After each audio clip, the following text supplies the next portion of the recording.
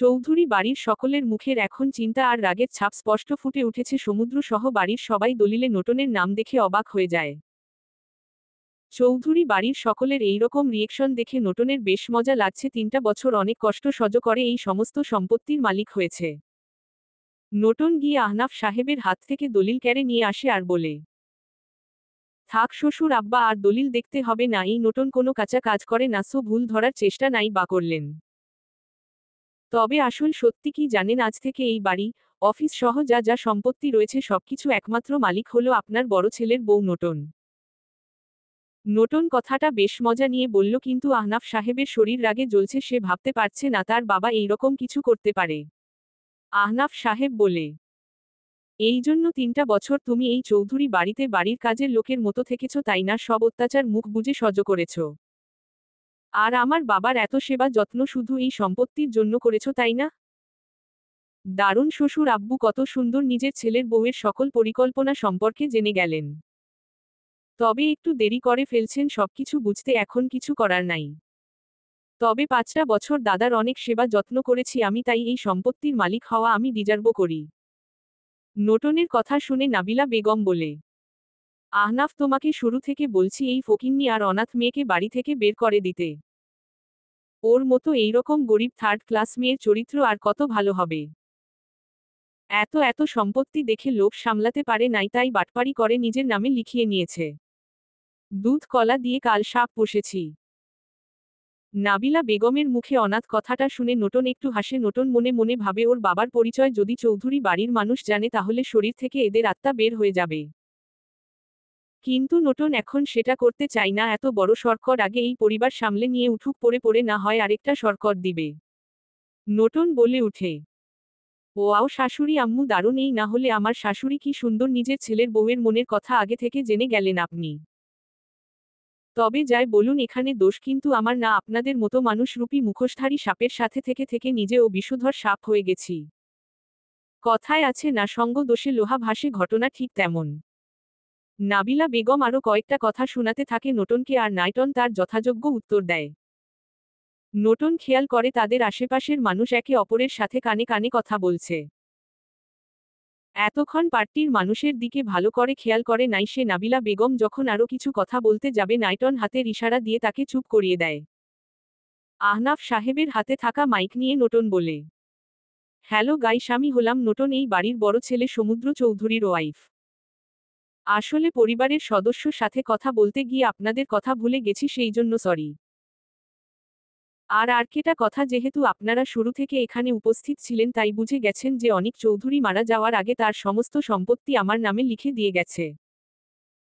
তাই আজ থেকে চৌধুরী বাড়ির অস্থাবর সকল সম্পত্তির নতুন মালিক হল মিসেস নোটন চৌধুরী। পার্টির সবাই তাদের একে অপরের মুখের দিকে তাকিয়ে থাকে, এখানে কি হচ্ছে তারা বুঝতে পারছে না। তবে নোটনের যেহেতু চৌধুরী বাড়ির নতুন মালিক, তাই তাকে খুশি করা পার্টির সকলের জন্য জরুরি। পার্টির সবাই হাততালি দিয়ে উঠে নোটনের কথা শুনে এরপর ওকে বলে, কনগ্রেচুলেশন মিসেস নোটন চৌধুরী, ভাবতে পারি নাই পার্টিতে এসে এত বড় চমক পাবো। তবে আপনার সাথে পরিচয় হয়ে ভালো লাগলো, আশা করি ভবিষ্যতে একসাথে কাজ করা হবে। অবশ্যই, যেহেতু আপনারা এই শহরের সবচেয়ে বড়লোক আর আমিও এই শহরের সবচেয়ে বড় কোম্পানির এমডি, কাজ অবশ্যই করা হবে। নোটন কথাটা একটু খোঁচা মেরে বলে, সেটা চৌধুরী বাড়ির অন্য সদস্যরা খুব ভালো করে বুঝতে পারে। তবে নোটনের চোখ যায় পার্টিতে থাকা সকল লোকের হাতে থাকা মদের গ্লাসে, সেটা দেখে তার মাথা কিছুটা গরম হয়। নোটন পাশে থাকা ওয়েটারকে বলে সেখানে থাকা সব মদ ফেলে দিতে। নোটন বলে, আপনাদের সবাইকে বিরক্ত করার জন্য আবার সরি বলছি, তবে আমি মদ খাওয়া বা মদের ব্যবসা করা একদম পছন্দ করি না। তাই যদি কোনো আপনারা দয়া করে মদ নিচে রাখুন, আর সত্যি বলতে আমার মাথায় বেশ ব্যথা করছে, তাই যদি আপনারা এখন চলে যান তাহলে একটু খুব ভালো হতো। পার্টিতে থাকা সকলের হাত দেখে ওয়েটার মদের গ্লাস নিয়ে বাহিরে ফেলে দেয়। নোটনের কথা শুনে সবাই অবাক। নোটন বলে, আপনাদের সাথে খুব তাড়াতাড়ি একটা মিটিং করব, কিন্তু এখন আর পার্টি ভালো লাগছে না, তাই দরজা খোলা রয়েছে। নোটনের কথা শুনে পার্টিতে থাকা সকলে হয়তো একটু অপমানিত বোধ করল, তবে কোনো কথা না বলে চলে যায় সবাই। আহনাফ চৌধুরী নোটনের ব্যবহার দেখে তার দিকে রাগী দৃষ্টিতে দেখে আর বলে, এই মেয়ে, তুমি এইটা কি করলে? পার্টিতে থাকা সকলকে তাড়িয়ে কোনো দিলে? তুমি জানো এখানে শহরের কত বড় বড় বিজনেসম্যান ছিল, তুমি তাদের কি করে অপমান করতে পারলে? ওদের সাহায্য ছাড়া আমাদের বিজনেস চলবে কি করে? তোমার মাথায় কি ন্যূনতম বুদ্ধিও নাই? আহনাফ চৌধুরীর এই গুরুত্বপূর্ণ কথাটা নোটনের কাছে যেন একটা কৌতুক, কারণ নোটন সব ইচ্ছে করে করেছে। নোটন বলে, দেখুন শ্বশুর আব্বু বিজনেসটা আর দুইটা আমার, তাই কখন কি করব বা কার সাথে কি ব্যবহার করব সেটাও আমি ঠিক করব। আর আমি একদম এইরকম মানুষের সাথে বন্ধু বা বিজনেস করি না যারা গিরগিটির মতো রং বদলায়। তাই ওদের সাথে যা ব্যবহার করেছি সেটা আমি একদম ঠিক করেছি, আর এই বিষয় নিয়ে কোনো কথা আমি শুনতে চাই না। আহনাফ চৌধুরী বলে, তুমি শুনতে না চাইলেও শুনতে হবে, কারণ তুমি কি করছো সে তুমি নিজে বুঝতে পারছো না?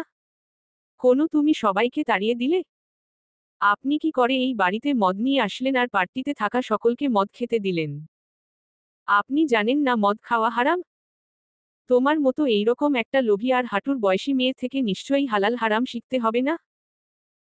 অবশ্যই শিখতে হবে। যদি আপনার মধ্যে সাধারণ জ্ঞান না থাকে তাহলে একটা হাঁটুর বয়সী মেয়ের থেকে জ্ঞানের কথা শিখতে হবে। একটা কথা খুব ভালো করে মনে রাখবেন, যদি কখনো এই বাড়ির কেউ বা এই বাড়িতে মদের একটা ফোঁটাও দেখি তাহলে নোটনের সবচেয়ে জঘন্য রূপ আপনারা দেখবেন। নোটন কথাটা বলে সিঁড়ি দিয়ে যখন উপরে উঠে যাবে তার আগে সমুদ্রের দিকে দেখে পড়ে সিঁড়ি দিয়ে উপরে উঠে যায়। নোটনের সিঁড়ি দিয়ে যাওয়া দেখে বাড়ির সবাই পাশে থাকা সোফায় বসে পড়ে আহনাফ সাহেব মাথায় হাত দিয়ে বসে পড়ে। আহনাফ সাহেব বলে, বাবা কি করে এই সমস্ত সম্পত্তি এইরকম একটা রাস্তার মেয়ের নামে লিখে দিল? এই মেয়ের কাছে আমাদের বিজনেস অফিস সব থাকে, তাহলে আমরা 1 মাসের মধ্যে আমরা ফকির হয়ে যাব। নাবিলা বেগম বলে, একদম ঠিক বলেছ তুমি আহনাফ, ভুল আমার কোনো যে এই মেয়েকে আগেই বাড়ি থেকে বের করে দিলাম না। তবে এখন আফসোস করলে হবে না, নোটনের কাছ থেকে আবার আমাদের সম্পত্তি ফিরে পেতে হবে। কিন্তু কি করে সম্ভব এইটা নাবিলা? সম্ভব, একজন মানুষ পারবে এই নোটনের থেকে সবকিছু কেড়ে নিতে? এই নোটনকে কি করে শিক্ষা দিতে হয় সেটা ও খুব ভালো করে জানে। নাবিলা বেগম একটা হাসি দেয়। আহনাফ সাহেব বুঝতে পারে নাবিলা বেগম কার কথা বলছে, তাই সেও একটু হাসে। সমুদ্র এতক্ষণ দাঁড়িয়ে দাঁড়িয়ে সব শুনেছিল। রাইমা পাশে রয়েছে। রাইমা এখনো সবকিছু বিশ্বাস করতে পারছে না। রাইমা বলে, সমুদ্র রুমে আসো, তোমার সাথে আমার কথা রয়েছে। রাইমা চলো। সমুদ্র আর রাইমা সিঁড়ি দিয়ে উপরে উঠে সমুদ্রের রুমে চলে যায়, সেখানে গিয়ে দরজা বন্ধ করে দেয়। রাইমা গিয়ে সমুদ্রকে জড়িয়ে ধরে আর কান্না করে দেয় আর বলে, সমুদ্র এখন কি হবে? নোটনের সাথে তোমার ডিভোর্স হয় নাই, 6 মাস পর তোমাদের ডিভোর্স হবে, তাহলে আমরা কি করে বিয়ে করব? আর এই সমস্ত সম্পত্তি নোটনের নামে রয়েছে, তাহলে কি করে আমাদের বিয়ে সম্ভব? রাইমার কথা শুনে সমুদ্র বলে, রাইমা তুমি একদম টেনশন করো না, আমি তোমাকে বিয়ে করব। আর ওই নোটন যাই করুক, ওকে নিজের বউ হিসাবে কখনো মেনে নিব না আমি।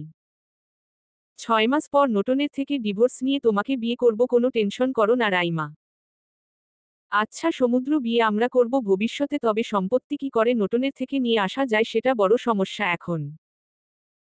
আন্টি কার কথা বলেছে? তখন কে নোটনের থেকে সমস্ত সম্পত্তি ফিরিয়ে নিয়ে আসতে পারবে? তাকে তাড়াতাড়ি ফোন করো সমুদ্র।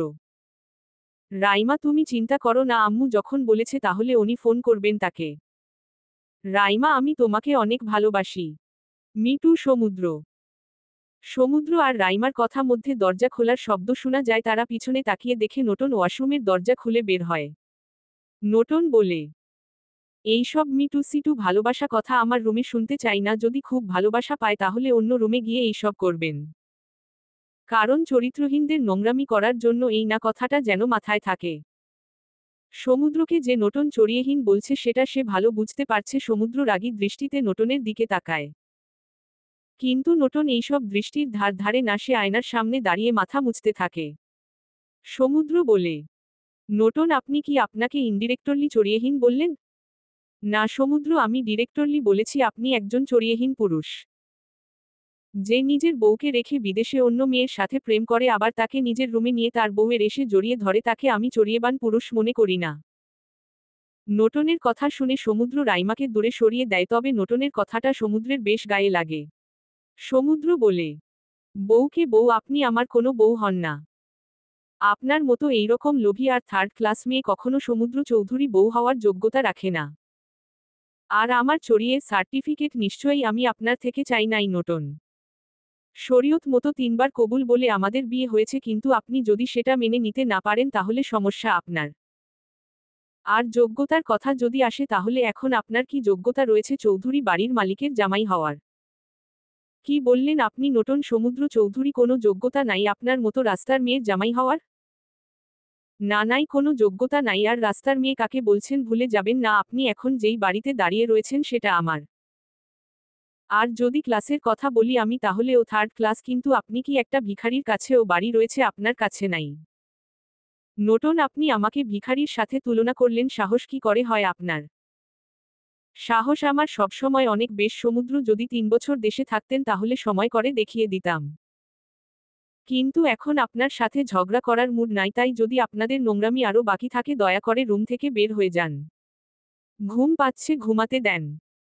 নোটন যখন বিছানার দিকে যেতে যাবে তখন রাইমা ওর কাছে আসে। রাইমা নোটনকে আঙ্গুল দেখিয়ে বলে, দেখো নোটন, তুমি কিন্তু অতিরিক্ত করছো। তুমি কি মনে করেছো 6 মাসে তুমি আমার সমুদ্রকে আমার থেকে কেড়ে নিবে?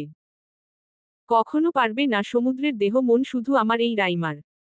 রাইমার কথা শুনে নোটনের হাসি পায়। নোটন বলে, দেখো রাইমা, তুমি একদম ভুল বুঝছো। সমুদ্র চৌধুরী উপর আমার বিন্দুমায় আগ্রহ নাই। আর সমুদ্র চৌধুরী দেহ মন সব তুমি রেখে দাও, শুধু টাকা আমাকে দিয়ে দাও। কারণ টাকা এইরকম সমুদ্র আকাশ বাতাস আমি হাজারটা কিনে নিয়ে আসতে পারবো। নোটন, মানে তোমার সমুদ্রের মধ্যে কোনো আগ্রহ নাই? একদম না, সমুদ্রকে শুধু আমার টাকার জন্য দরকার, এর চেয়ে বেশি আর কিছু নাই। আর রাইমা, তুমি সারাজীবন সমুদ্রকে বিয়ে করে 2টা কমদামি শাড়ি আর দুমুঠো ভাত খেয়ে থাকতে পারবে, আমি পারবো না। সো এত পেনিক হও না। আর তোমার সমুদ্রকে নিয়ে দয়া করে রুম থেকে বের হয়ে যাও, বাহিরে গিয়ে যত ইচ্ছা নোংরামি করার করো। সত্যি আমার খুব ঘুম পাচ্ছে। নোটনের কথা শুনে রাইমা কি যেন একটা ভাবতে থাকে, সেটা নোটন হয়তো বুঝতে পারে। নোটন মনে মনে একটা ডেভিল হাসি দেয়। সে যেটা চেয়েছে তাই হচ্ছে। রাইমার মাথায় সে যে ভাবনা ঢুকিয়ে দিয়েছে সেটাই হবে সমুদ্র আর ওর সম্পর্ক ভাঙ্গার কারণ। নোটন একটু ঝুঁকে রাইমার কানে কাছে গিয়ে বলে, you know what Raima, love is beautiful but money is powerful and that's why I love money. So get lost, okay? আমি নতুন লেখিকা, যদি গল্পে কোনো ভুল হয়ে থাকে তাহলে মাফ করে দিবেন। এইটা আমার প্রথম গল্প, তাই ভুল হওয়া স্বাভাবিক। আর ভালো লাগছে কমেন্ট করবেন। চলবে। পরবর্তী পর্ব পেতে চ্যানেলটি সাবস্ক্রাইব করুন।